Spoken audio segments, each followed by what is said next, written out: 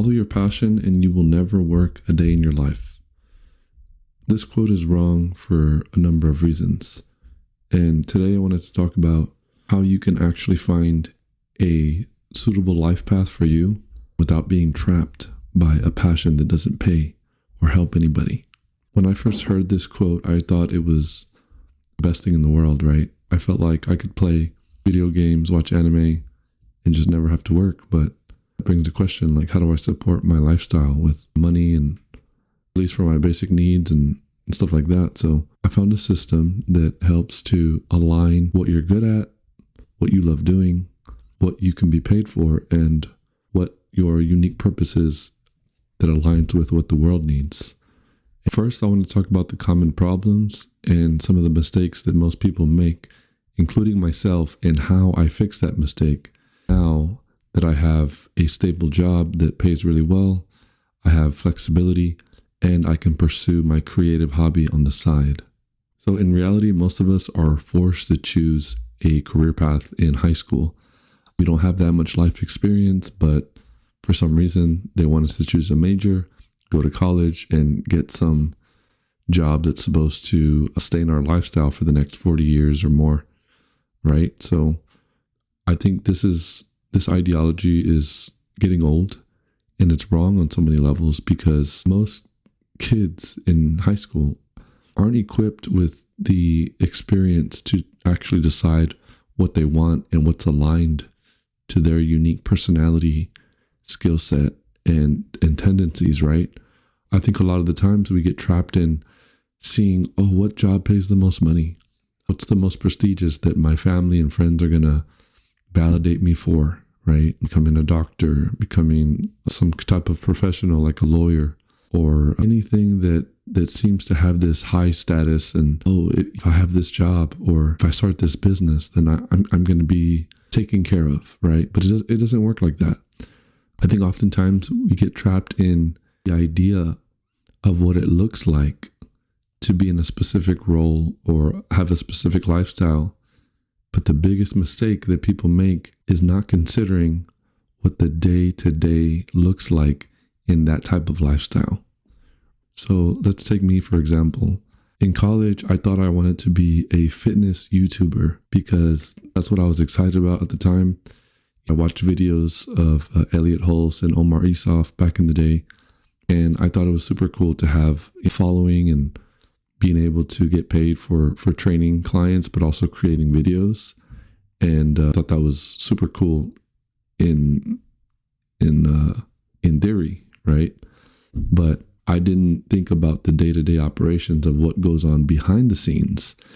And I found out quickly that it was a lot more work and there was a lot more passion needed for sustaining that level of work and, supporting yourself as an entrepreneur. It's way harder to make a living than having a regular job. And I understand that now. A lot of kids these days think it's really fashionable to be an entrepreneur, but they're not prepared for the work that it takes or the level of energy it takes to sustain an income on your own. But anyways, I learned the hard way, and I took a sales job at LA Fitness to support my family shortly after college.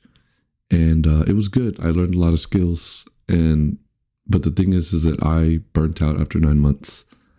And it was because it wasn't aligned to what I wanted to do on a day-to-day basis. I love fitness. I love teaching people, but money wasn't always there. And I didn't feel aligned to selling someone a training package that I wasn't going to deliver and that was overpriced and underserved. So there was a misalignment there. And then the problem is that a lot of us get trapped in that in a job, and then we end up not liking it, thinking that our dream was this job we were supposed to take, but it ends up crumbling, or we end up depressed or something.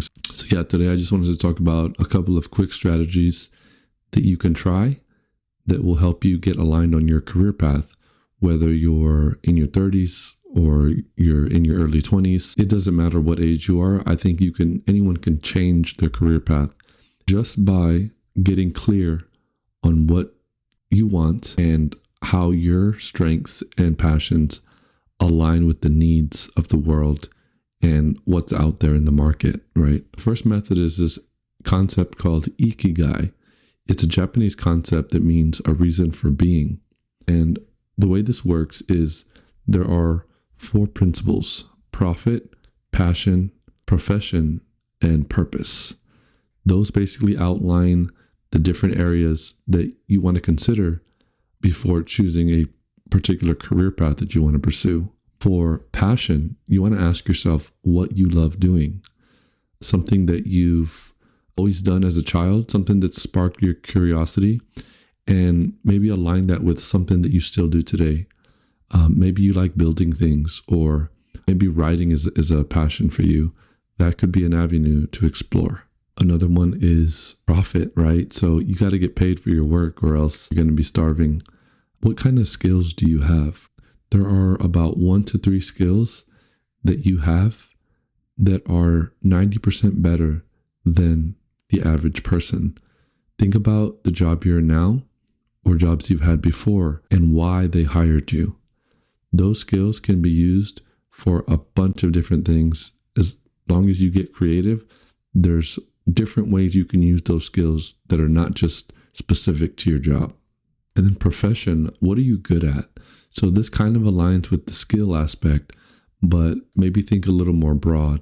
What do your friends and family generally ask you for help with? This could be anything like the way you speak, the way you write, the way you explain things to someone.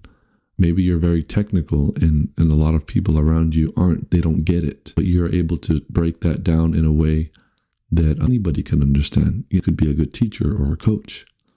Write down a few things that you think you're really good at and note that down for the next step. And this next one leads to purpose. What does the world need that aligns with your values and experiences? So I like to think of this as what pisses me off about the world the most, right? And there's a bunch of things about society that I hate because it's meant to keep us turned into factory workers and benefit the people that have the most money, and everyone else kind of gets the short end of the stick. So my top 2 are education and the health industry. Typical schools don't teach us the things that we really need to know. I think education could be a lot better, especially things like what I'm doing now is teaching from what I've learned so that hopefully someone a few steps behind me can learn from my mistakes. And there's a lot of resources out there, especially on YouTube, that you can learn way more than you could pursuing a 4-year degree. And I wholeheartedly believe that because I learned a whole lot about coding in the software industry that I'm getting paid a really good job as a machine learning engineer. Another one could be like the healthcare industry. You go to the doctor, they examine you, and all they do is write you a prescription for something. They don't tell you how to diagnose the problem. They don't tell you how to fix it or how to prevent it. They just put you on pills and hope you come back so that you can pay them more money. And what they don't promote is things like a healthy diet and exercise. Obviously, that's the longer way to do it, but that's the right way to do it. And we don't realize that because they're so hypnotized by their McDonald's and sugary stuff that is so tasty and addicting. But that stuff's killing us. It's either you pay a little more for good food now, or you pay a shit ton in hospital bills later and headaches from dealing with insurance companies. Anyways, so next step would be what I call life path reversal. Now you want to get into your imagination, right? So what do you want your ideal life to look like? And then you want to work backwards from that ideal life. Ask yourself a few questions. What time do you want to wake up in the morning? What kind of place do you want to live at? Who do you want to live around? Or who do you want to live with? Do you have kids or pets? How do you feel 90% of the time? What emotions do you want to experience on a day-to-day basis? What does your body look like? What kind of clothes do you wear? How do you speak to yourself? How do you speak to others? And where do you spend most of your time? These questions are to prompt your imagination because ideally you have a goal, or maybe you want to know what your goal is. So you have to have a vision for what your life looks like when you're at the highest point of achievement, for your specific situation. So if you don't know what that looks like, then how can you get there? So these questions are to prompt that vision, so that way you can see the gap between where you are now and where you want to get to. And then from that highest level vision, you can break down what's the step right before that. Is it, let's say your highest vision is you're making 6 figures a year in your job or a business. And then before that, it's going to be making, let's say, half that amount. So what do you have to do to bridge the gap from where you are now to reach that next level of income? Maybe it's getting a new job by educating yourself, or taking on a new level of school, a boot camp, if you will. That's what I did. There's so many different ways we can get into this, but I'll stop at that. Hopefully this was helpful. Down in the description, I have a resource that has all this broken down for you in a more easily readable format. I kind of ranted here, so this is my first video back, but I plan to do more of these just to get the word out there more.